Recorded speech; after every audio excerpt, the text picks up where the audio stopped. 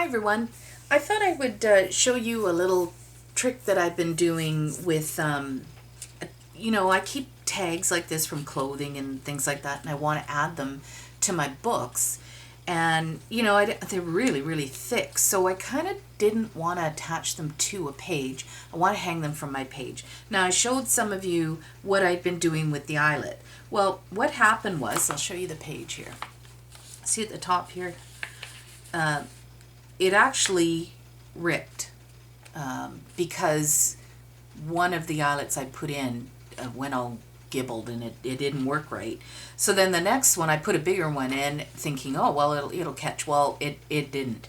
So what I chose to do then is just take some scrap. I have, this is cardstock, and then a little punch, my square punch. I punched out 2 squares. I've already written "and" on this one because it will cover over the word, which is no big deal. Just remember what you wrote. And just take some glue.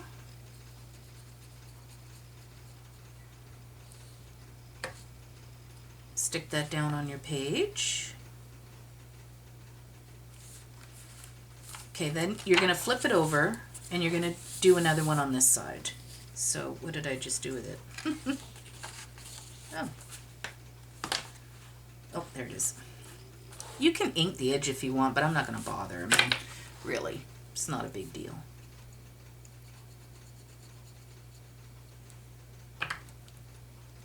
Okay. So just stick that there, like so. Only takes a couple seconds to dry.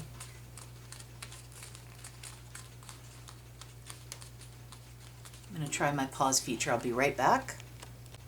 Okay, I think that's dry enough. So then I'm going to take my crop-a-dile thing. I think that's what it's called. Yeah, right? Yeah. And I just have to grab an eyelet. And I don't care what color it is.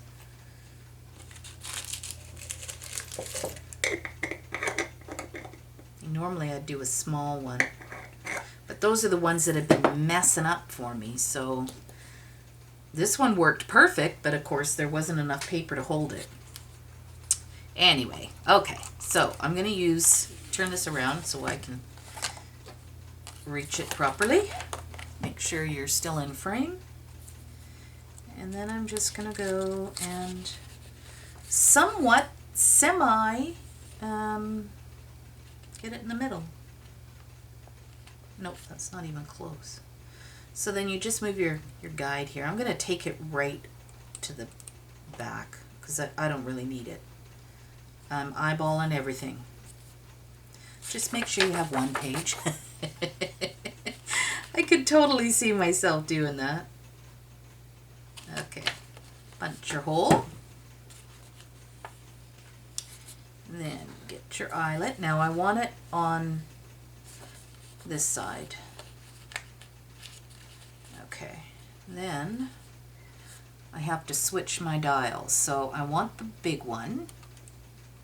So I start with that, flip it around, push it back in, and on the side you'll see this. I don't know if you can, I'm going to hold it up really close and see the B? Little B. Okay. So then on this side you want to match the 2. Because A is 1, B is 2. Makes sense? Okay, so I just have to find the number 2. Sometimes they're a little pain turning them. Okay, so this one says 2. But this one, now, hang on. I've messed these up so bad. Yep, that is B. Okay, so this says number 2. You want that one facing up. Okay. Now, you put the peg part in the top of the hole. Oop. Come here, you little guy. Okay. All right. Now, when I squeeze, I barely squeeze it. Just to get it started, because what I'll do is I'll flip it over And then you see the teeth? Okay, see how they're bending? They're all bending back, which is awesome. But sometimes you'll get one that will want to go in the center for some odd reason. At that point, because you haven't done too much, you could probably take a small pair of pliers and bend it back, and then you're not going to waste your eyelet. So these ones are all going in the right direction, so I'm going to give it a better squeeze. Okay, so there it is, perfect eyelet. And then I just take my tag and see which side. I wanted it on this side, I think. Yep. And just put it through the hole. And then I do not, I don't know what, I'm not good with my knots, but I just twist it. I don't know the name of this knot, but if anybody does, please tell me. Okay.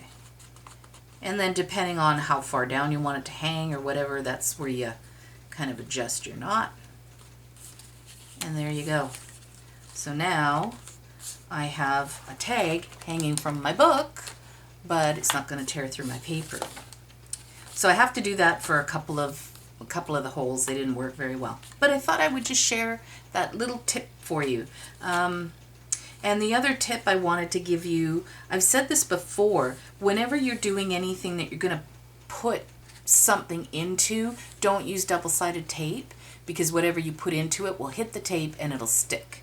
So if you're adding, I don't know, pocket or whatever you're doing, think about the type of adhesive that you want to use. Like for instance, this, I use double-sided tape because there's nothing underneath it except another flip up, okay? Same with this. This was double-sided tape. Some things I staple depending on, you know, how sturdy you want it to be. Sometimes I do both. Sometimes I glue and staple. It just really depends on the ephemera that I'm adding.